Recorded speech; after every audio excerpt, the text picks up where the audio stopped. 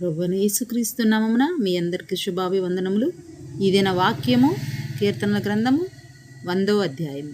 సమస్త దేశములారా యెహోవాకు ఉత్సాహధ్వని చేయుడి, సంతోషముతో యెహోవాను సేవించుడి, ఉత్సాహగానము చేయుచు ఆయన సన్నిధికి రండి.